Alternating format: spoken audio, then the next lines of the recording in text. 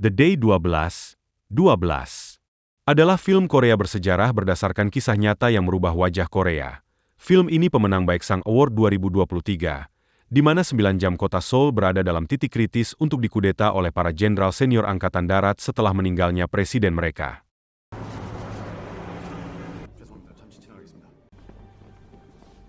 Di awal cerita pada 26 Oktober 1979, kita diperlihatkan pada situasi yang menegangkan di mana para perwira tinggi berkumpul di satu ruangan untuk mendapatkan berita penting. Kemudian seorang jenderal menjelaskan dalam berita bahwa Presiden Korea telah meninggal dunia karena ditembak, dan penyelidikan kasus ini akan dipercayakan pada Jenderal Chun Doo-hwan sebagai kepala gabungan. Di suatu tempat seorang tersangka bernama Kim si penembak presiden sedang diinterogasi oleh Jenderal Chun. Alasan pelaku klasik, ia ingin merubah dunia. Dalam siaran langsung di televisi, dijelaskan bahwa Presiden Park telah menjadi diktator selama 18 tahun. Baik tentara maupun masyarakat menyaksikan pemakaman presiden mereka. Di tempat lain, Jenderal Chun akan memberikan pidato untuk kali pertama, tapi sepertinya ia gugup dan kurang pede. Entah karena kepalanya botak seperti kepala MBG, atau ada sebab lain. Yang pasti seluruh negeri akan menonton muka botaknya di televisi. Di bagian lain seorang jenderal jujur dan tak gila jabatan bernama Lee Tae-shi, dipanggil Jenderal Jung Sang-ho seorang komandan darurat militer. Tanpa basa-basi Pak Jung menawarkan jabatan pada Jenderal Lee Tae-shi untuk menjadi komandan garnisun ibu kota Seoul. Sebelumnya, Lee Tae-shin adalah kepala riset intelijen militer. Sayang tawaran menarik yang diidam-idamkan semua perwira malah ditolaknya. Alasannya sederhana, karena Tae-shin tak mau ikut berpolitik, ia tergolong prajurit sejati. Para jenderal di lingkarannya telah memberitahukan jika Tae-shi ini orangnya kolot, namun ia memahami apa yang harus dikerjakannya. Di kantornya Jenderal Chun mengumpulkan para perwira bahkan wakil menteri untuk ikut rapat. Kemudian Jenderal Min memberitahukan tentang kegiatan Pak Chun kepada Pak Jung. Jika Pak Chun menyelenggarakan rapat seperti rapat kabinet, Pak Chun memperlakukan dirinya seperti orang paling berkuasa setelah meninggalnya presiden mereka. Dalam rapat Pak Jung mengingatkan agar semua tentara tak ada yang terjun ke politik, karena akan membahayakan negara. Selesai rapat Pak Chun menemuinya. Ia mendengar jika Jenderal Tae-shi yang telah ditunjuk sebagai kepala garnisun ibu kota. Namun ia menyarankan agar jenderal pilihannya bernama No Ta-gun untuk mengisi posisi itu. Sarannya tak digubris Pak Jung, karena ia tak mau diatur-atur oleh bawahannya. Saat akan kembali ke markas, Pak Chun berpapasan dengan Tae-shi. Kemudian ia memberikan selamat dengan terpilih Tae-shi sebagai kepala garnisun. Berita ini membuat Tae-shi heran, padahal ia telah menolak tawarannya. Ulah Pak Chun yang menahan dan menyiksa orang-orang yang tak bersalah terkait kasus penembakan ditanyakan langsung oleh Tae-shin. Pertanyaan ini tentu menyinggungnya. Pak Chun berharap agar mereka bisa lebih dekat dan dapat bekerja sama. Tentu harapannya agar Tae-shi bisa di bawah kendalinya. Di rumah, Pak Jung tak mau merubah keputusannya bahwa ia telah yakin menunjuk Tae-shi jadi komandan garnisun. Harapannya agar peran Pak Chun di lingkungan militer bisa berkurang. Masalahnya Pak Chun tak sepaham dengannya. Karena Tae-shi masih menolak membuat Pak Jung jadi marah. Ia menunjuknya bukan karena menyuruhnya berpolitik, namun untuk menjaga stabilitas ibu kota. Pak Jung khawatir setelah Pak Chun terpilih sebagai kepala DSC dan penyelidikan gabungan, tentu ia juga akan mendapatkan semua informasi intelijen. Melihat tingkah Pak Chun yang selalu didatangi reporter, membuat Pak Jung bete. Menurutnya Pak Chun bertingkah seolah-olah dunia ini miliknya. Jadi harus ada orang yang menghentikannya. Dan Pak Jung berharap orang itu adalah Tae-shi.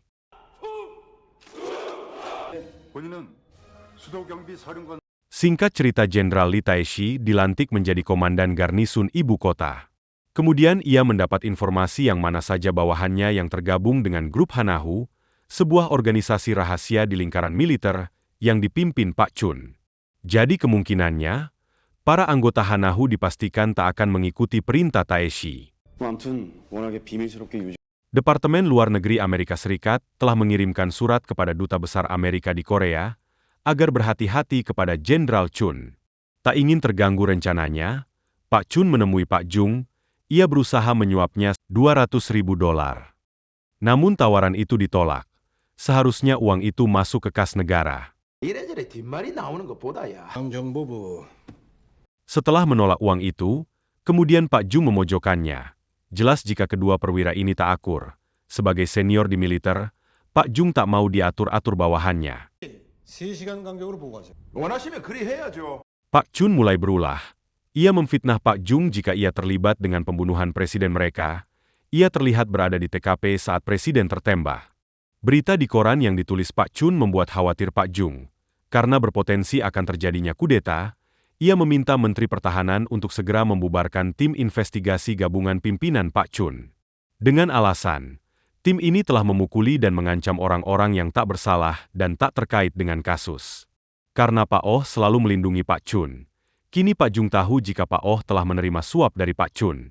Pak Jung berencana untuk memindahkan Pak Chun ke pantai timur setelah investigasi selesai, agar perannya di militer dapat terkontrol. 무술이 다 나가는데. 나는 합수부장이다, 합수부장. Berita di televisi menyebutkan terpilihnya Presiden Choi sebagai presiden baru. Pak Roh Taewo menemui Pak Chun. Ia memastikan berita buruk jika Pak Chun akan dipindahkan ke pantai timur. Keputusan ini tentu membuat Pak Chun jengkel. Pak Jung sengaja menunjuk Taeshi agar dapat menghancurkan mereka. Pak Chun memberitahukan rencana gila pada Taewo. Di lain tempat, Pak Chun mulai mengatur siasat dan kembali mengumpulkan perwiranya. Ia membuat rencana gila untuk menjatuhkan Pak Jung. Rencana ini ditentang oleh Jenderal Han, karena jika situasi semakin memburuk mereka akan dituduh melakukan kudeta. Mereka harus mendapatkan izin Menteri Pertahanan dan Presiden terpilih, agar tak dituduh kudeta. Mereka harus sepakat untuk melakukan revolusi dengan menjatuhkan Pak Jung sehari sebelum Presiden mengumumkan kabinet barunya, tepat di tanggal 12 Desember 1979. Selain Pak Jung, mereka juga harus mengatasi Jenderal Taeshi dan Jenderal Gong So-hyuk. Dengan dalih ulang tahun, Pak Chun menyuruh Kolonel Myun untuk mengundang Lee Taeshi dan dua jenderal lainnya. Dalam rencananya, mereka akan menjadikan lokasi area keamanan 30 sebagai markas mereka. Saat menangkap Pak Jung, mereka akan berhadapan dengan dua grup pasukan di sana. Di tempat lain, istri Taeshi membawakan pakaian untuk suaminya, karena ia akan pulang ke rumah ibunya. Rapat kembali dilanjutkan. Kolonel Ha dan Kolonel Yun. Keduanya akan mengawasi penculikan Jenderal Jung. 전 장군이 대통령에게 같은 연행도 같이 이루어집니다. Sementara ketiga jenderal lainnya akan disibukkan oleh acara pesta ultah. Jadi akan sulit ketiganya untuk memobilisasi pasukan mereka. Yang tak kalah penting, mereka harus mendapatkan persetujuan presiden saat eksekusi itu dilakukan agar terkesan legal. Aksi ini jika gagal akan disebut kudeta, tapi jika berhasil akan disebut revolusi. Pak Chun sendiri yang akan menemui presiden untuk meminta persetujuannya. Dalam rencana untuk menemui presiden, tiba-tiba Pak Jung memanggil ke kantornya. Pak Chun sempat curiga, jangan-jangan rencana mereka sudah bocor. Setelah bertemu, Pak Jung memberitahukan jika Pak Chun kesal karena dipindahkan ke pantai timur. Wong namanya prajurit harus bersedia ditugaskan di mana saja. Yang terpenting ia harus dapat mereformasi tentara. 북에 대한 경각심도 느슨해졌고 Selain itu, Pak Jung mengingatkan jika sidang penembakan presiden akan segera dimulai. Ia menyuruh Pak Chun agar dapat membuat tersangka menuduhnya dengan ancaman komunis. Pak Jung berharap bawahannya akan dapat menyelesaikannya dengan baik. Sebelum pergi, Pak Chun memberitahukan atasannya bahwa nanti akan ada bawahannya yang datang ke rumah untuk melaporkan sesuatu. 공간에 찾아뵈도 괜찮으시겠어요? 그 내일 하면 안 되나? 잠깐이면 됩니다. Tepat di tanggal 12 Desember 1979, hari eksekusi dimulai, mereka mulai bergerak menuju rumah Pak Jung. Tiba di tempat ulang tahun, Taeshi heran mengapa Pak Chun mengadakan acaranya di tempat seperti itu. Kemudian disusul dengan datangnya Jenderal Gong So-hyuk, Kolonel Ha dan Kolonel Yun yang akan mengawasi penculikan memasuki area kediaman Pak Jung. 보안사 정보처장님이시다. Begitu juga dengan Pak Chun yang baru saja tiba di istana presiden. Beberapa saat kemudian tim penculik dengan menggunakan bis juga tiba, dengan dalih akan menggantikan tugas para penjaga. Tentu petugas jaga yang ada menolak karena tak mendapat konfirmasi dari atasannya, hingga mereka adu mulut dan situasi menegang, maka berakhir dengan kekerasan. Di lain tempat Pak Chun menghadap presiden. Presiden heran mengapa proposal persetujuannya tak ditandatangani Menteri Pertahanan. Pak Jung mengenal Kolonel H sebagai kepala intelijen. Awalnya Pak Jung hanya diminta membuat pernyataan. Namun ia menjadi marah setelah mereka mengajaknya datang ke Markas 30 untuk merekamnya pernyataannya.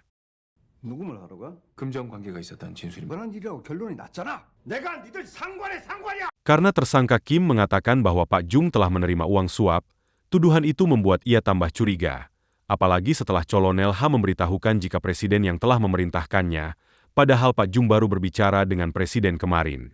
Saat meminta konfirmasi ke presiden, Kolonel H dan kelompoknya langsung menembaki para penjaga, hingga Pak Jung terjebak dalam adu tembak.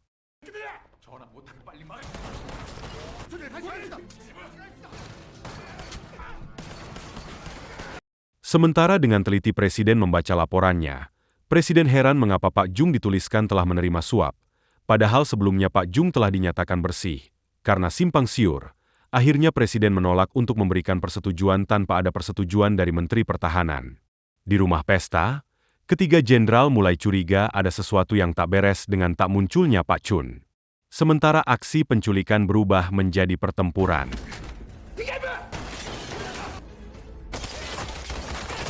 Pak Oh sebagai Menteri Pertahanan malah ketakutan. Ia sedang mengintip pertempuran mereka. Pak Hakim Min mendapat telepon dari istri Pak Jung jika ada pasukan telah menculik suaminya.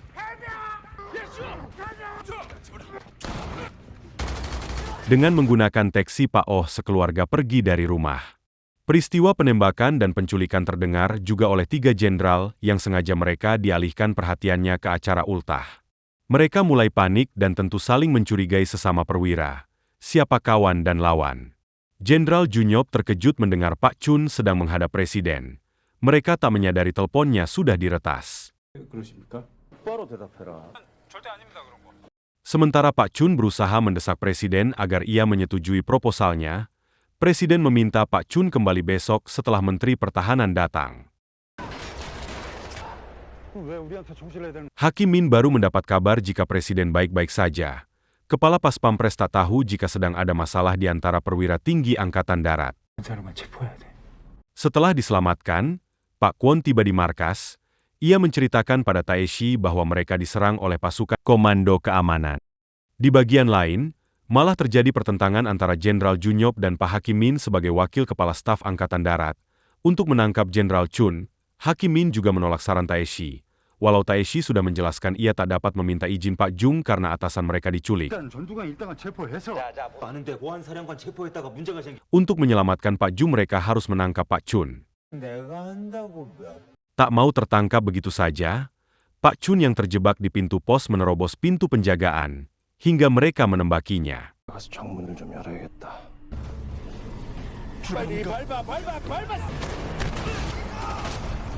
Akibatnya Pak Hakim Min mengumumkan pada semua pasukan bahwa telah terjadi pemberontakan yang menculik kepala darurat militer yang dipimpin oleh DSC. Mereka berkumpul di Markas 30. 노태건, 장민기, 원경. Kini situasi negara dalam darurat perang. Ia meminta semua pasukan bersiaga. 보안사 주도로 이루어진 준한 것으로 판단. 지휘본부를 Setelah pengumuman itu, Pak Chun menyuruh Taegu untuk memulai mengerahkan tank-tank ke jalanan menuju ibu kota. Sementara situasi di Markas 30 mulai saling menyalahkan, karena Pak Chun belum berhasil mendapat persetujuan presiden. 제가 아직 못 받았습니다. Dengan santainya, Pak Chun datang dan memberitahukan mereka. Kini mereka harus mencari Menteri Pertahanan yang menghilang. Para jenderal ini beramai-ramai menekan Pak Chun. Di bagian lain, Menteri Pertahanan Oh ternyata bersembunyi di kantor kedutaan Amerika. Pihak kedutaan memberitahukan bahwa mereka tak dapat membantunya. Lalu Pak Oh mulai speak bahwa situasi ini akan dimanfaatkan Korea Utara. Jadi ia meminta pasukan Amerika untuk segera beraksi. Sementara mereka kesal tak dapat menemukan di mana Pak Oh berada. 국방장관이라니까. 대답하라. 그래서 뭐 하고 계시는 겁니까? 다 알지 이 사람. Taeshi berhasil menghubungi pusat Komando 30 dan ia memarahi jenderal-jenderal pemberontak. Karena markas Komando 30 itu di bawah komandonya. Hanya Pak Chun yang masih dapat tertawa di antara jenderal-jenderal lainnya. Jenderal Gila Chun menyuruh teman-temannya untuk mengerahkan pasukannya guna melawan pasukan Taeshi. Bahkan pasukan yang bertugas di perbatasan Korea Utara juga diminta untuk membantu mereka. walau resikonya pasukan Korea Utara akan menyusup. Dalam analisanya, pasukan udara pos 2, 4, dan 6 dipimpin oleh para pemberontak. Selain dekat ke Seoul, para pasukan juga memiliki kemampuan tinggi dalam berperang. Hanya pasukan udara 8 dan pasukan artileri lapangan Gimpo yang tak terkontaminasi mereka. Kini peperangan sedang disiapkan Taeshi. Begitu juga dengan kelompok Pak Chun, Jenderal Ta-gun akan mengirimkan 2 resimennya. 으로 이동시키는 게 맞습니까? 전쟁 무슨 말인지 이해했나? Pak Hakim Min menyadari jika sebagian komandan yang bertanggung jawab pada ibu kota berada di pihak mereka. Pasukan tank pimpinan Mayor Oh terus bergerak. Mereka tak mau menjawab panggilan Mabes untuk kembali ke base camp. Karena 2 jenderal memberikan perintah berbeda, ia pusing sendiri perintah mana yang harus diikutinya. Mengetahui pasukan tank bergerak, Pak Hakim Min terkejut. Kini jarak mereka tinggal 15 km lagi, karena mereka tak memiliki kekuatan pertahanan, sementara mereka masih belum dapat menghubungi Menteri Oh. 연락이 닿고 있질 않습니다. 명백한 군사 반란 행위입니다. 무슨 인간들이지? Taeshi menyuruh pasukannya untuk memblokir 2 jembatan menuju Seoul. Sayang obrolan mereka diretas. Menjelang memasuki kota Seoul, pasukan terpaksa terhenti karena jalanan macet. Mereka harus merubah rute melewati jembatan Haenju yang tak diblokir Taeshi. 들이 진입하지 못하게 당장 막아. Setelah melibas pintu penjagaan, para jenderal itu menemui kembali presiden untuk meminta persetujuan aksi mereka. 전 장군 각하, 송구스럽습니다. Kali ini presiden sedang bersama Perdana Menteri. Perdana Menteri mengungkapkan pergerakan mereka telah menembaki pengawal di rumah Pak Jung. Pak Chun berdalih jika semua tentara mendukung penangkapannya. Di jembatan Haenju, Taeshi mendatangi pos penjagaan dan meminta dipasang barikade. Karena masalahnya serius, Pak Hakim menyerah dan tak mau menghadapi pasukan udara 2. Kini hanya Taeshi yang harus bekerja keras untuk menghentikan konvoi mereka tanpa membawa pasukan. 배송아, 한영구, 진영도 원격 호명한 반란 주동자. Taeshi mengumumkan kepada semua prajurit untuk menembak nama-nama yang disebutkannya karena terlibat dengan pemberontakan. Saat sedang menyiapkan barikade, Taeshi melihat iring-iringan pasukan akan melewati jembatan Haenju. Taeshi menyadari jika ia tak memiliki waktu lagi. Berita akan masuknya pasukan udara 2 sebagai pasukan andalan ke ibu kota membuat mereka senang. Usaha Pak Hakim Min sia-sia karena pasukan tank tak mau mendengar perintahnya. Karena sudah terpojok, Taeshi nekat menghampiri ke tengah jalan untuk menghentikan pasukan tank. Usaha Taeshi berhasil menghentikannya. Mereka yang tak mengenal Taeshi terkejut, karena ia berpangkat bintang 2. Sesaat kemudian Jenderal Gong So-hyuk memberikan perintah agar mereka kembali. Jika sampai memasuki Seoul maka perang besar di antara mereka akan dimulai. Akhirnya pasukan tank kembali ke base camp, dan berita Taeshi yang menghentikan pasukan tank tanpa membawa pasukannya membuat Ta-gun dan kawan-kawan terkejut. Berita kembalinya pasukan udara 2 membuat Pak Chun marah. Semua karena ulah Jenderal Taeshi.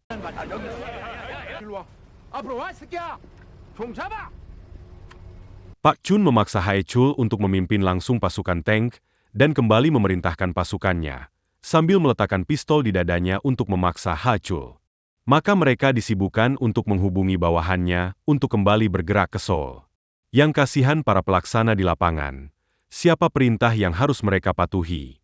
Haechul menghadang mereka di jalanan agar pasukan segera kembali ke Seoul. Ia sendiri yang akan memimpin pergerakan. Gertakan Pak Chun berhasil, bahwa pasukan udara 2 yang tangguh kembali ke ibu kota. Taeshi terkejut mendapat kabar jika mereka kembali ke Seoul. Satu-satunya jalan, Taeshi harus meminta bantuan pasukan udara 8 yang bisa datang tepat waktu ke kota Seoul. Awalnya Komandan 8 tak mau terlibat dengan pertempuran mereka. Pasukan udara 8 dapat tiba lebih dulu di ibu kota karena jaraknya terdekat. Lalu mereka harus membangun pertahanan sebelum pasukan udara 2 tiba. Kemudian pasukan 8 menyerang markas 30 di mana pemberontak berkumpul. Karena situasi darurat, Komandan Udara 8 setuju untuk mengirimkan pasukannya. Berita akan datangnya pasukan ke-8 membuat Pak Chun kesal. Karena mereka akan tiba lebih dulu, masalahnya mereka juga tak memiliki koneksi di sana. Pak Chun yang begitu licin kayak belut, kali ini ia menghubungi Pak Hakim Min untuk mengajaknya negosiasi. 하극상을 벌였냐 이 말이오. 그럴 건데 하극상이라뇨. 아이. Dengan santai Chun beralasan menculik Pak Jung. Ia hanya akan menanyakan beberapa hal dan kemudian akan membebaskannya. Kondisi Pak Jung sendiri dalam situasi aman. Pak Chun malah menyalahkan reaksi mereka yang berlebihan. Pak Hakim Min mengingatkannya, jika menculik kepala komandan darurat militer tanpa persetujuan presiden, itu merupakan kudeta. Dalam negosiasi Jenderal Chun akan menyuruh pasukan 2 kembali ke barak, asalkan pasukan udara 8 juga melakukan hal yang sama, agar kedua pihak sama-sama menahan diri. Singkat cerita negosiasi Chun berhasil, pasukan udara 8 kembali ke base camp. 8공수 원대 복귀시키지. 뭐야? 쟤는 또 돌아가는데? Karena situasi tak menentu, Jenderal Gong So-hyuk memberikan pengumuman, agar mereka tak mempercayai Pak Chun, Wong atasannya sendiri juga diculik. 상관 명령도 거부하고 차량 뛰어갔던 놈입니다. Mereka tak akan menghentikan pasukannya. Pak Hakim Min yang memang lebih dekat dengan Pak Chun tentu lebih mempercayainya. Begitu juga dengan Taeshi, ia tak mempercayai ocehan Pak Chun. Ia meminta Komandan Udara 8 percaya padanya, bahwa itu hanyalah tipuan mereka. Sayang Komandan Udara tak mau mendengarkannya.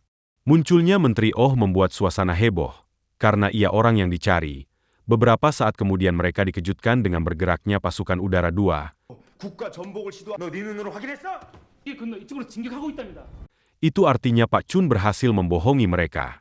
Semua jenderal dan menteri pertahanan malah kabur meninggalkan markas tentara. 제가 어떻게든 막아볼 테니까. Hanya Jenderal Junyop yang berani untuk menghadapi pasukan Udara 2.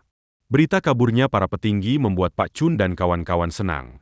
Mereka memang pengecut, kini pasukan Udara 2 telah berada di depan markas besar tentara untuk menguasai gedung tersebut. 집사람들끼리도 잘합니다. 개인적인 유감은 없는 거니까. Bagaimana mungkin hal ini bisa terjadi di mana komandan pasukan yang berteman dengan Mayor Oh bahkan istri-istri mereka juga dekat, kini harus saling berperang sesama temannya. Di bagian lain Jenderal Gong So-hyuk juga menyuruh bawahannya pergi agar tak jadi korban, sementara ia akan tetap di markasnya. Aksi penyerbuan pun dimulai. 두렵습니다. Hanya Mayor Oh yang tak mau meninggalkan atasannya. Saat mereka akan membuka ruangan pimpinan, ternyata pintu itu sudah terkunci. 우리가 본청을 접수했다. 무슨 소리야? 그 어떤 놈이든 Ironisnya antara kedua teman ini harus dirusak karena perintah atasan. Tembak-tembakan terjadi. 5살 때까지 문을 열지 않으면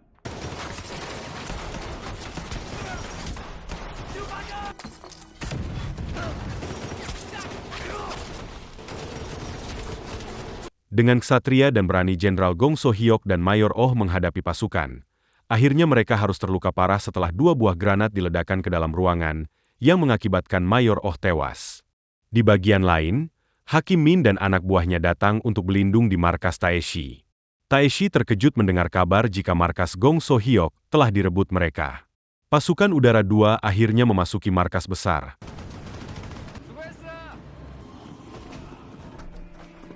Dan mereka mulai melakukan penyerangan dan menangkap Menteri Pertahanan.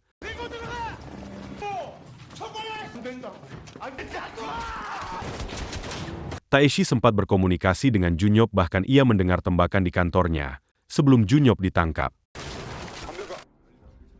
Kini harapannya tinggal markas Taeshi sebagai komandan garnisun Seoul yang belum diserang.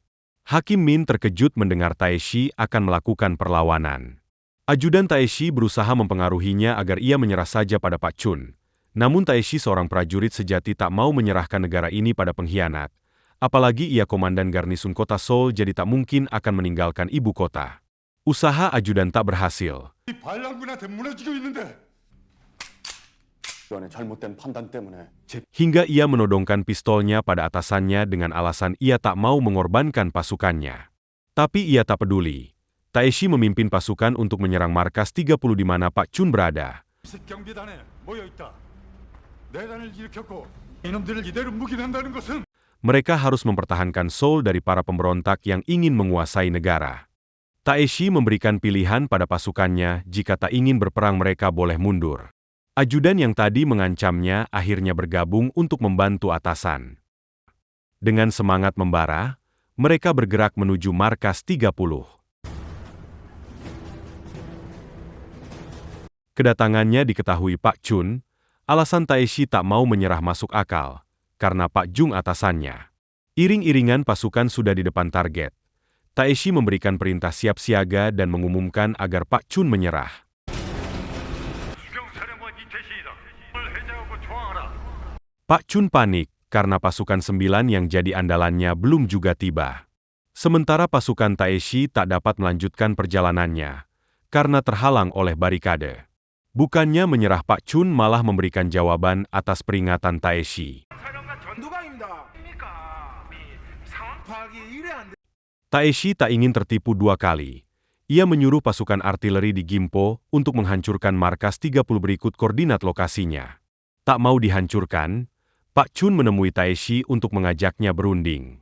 Sementara komandan artileri meminta konfirmasi kembali pada Taeshi jika perintahnya tak salah. Namun semua berubah setelah Menteri Pertahanan Oh ikut bicara di Gedung 30. 모든 상황 종료됐습니다. 왜 반란군 채널을 쓰십니까? 수경사령관. Di mana ia telah bergabung dengan Pak Chun agar pertumpahan darah tak terjadi.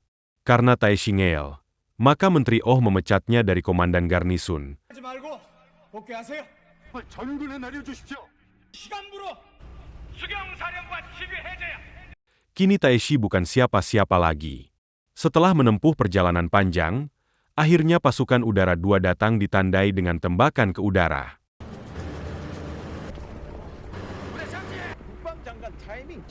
Setelah pengumuman Menteri Oh, kini komandan artileri menyerah, tak mau lagi mengikuti perintah Taeshi. Karena tak ada lagi yang dapat dilakukan. Dengan terpaksa Taeshi memerintahkan pasukannya untuk kembali ke barak. Kemudian Taeshi melintasi barikade untuk menembak Pak Chun. 애들 좀 세워. Sayang barikade itu menyulitkan dirinya hingga pistolnya terjatuh. Di hadapan Pak Chun, Taeshi mengatakan jika Pak Chun tak layak jadi tentara Korea. Akhirnya Taeshi ditangkap dan dipenjarakan. 난 대한민국 군인으로도 Mereka berhasil melakukan pemberontakan dan juga berhasil menekan presiden untuk menandatangi proposal mereka. Artinya pemberontakan Pak Chun tak dianggap sebagai kudeta, melainkan revolusi militer. 사오제갑니다. Jenderal Junyop dan Pak Jung juga ditahan. Presiden terpilih mengundurkan diri setelah kudeta, dan Jenderal Chun menggantikannya jadi presiden selama 2 periode. Kemudian dilanjutkan oleh Jenderal Roh Taewo.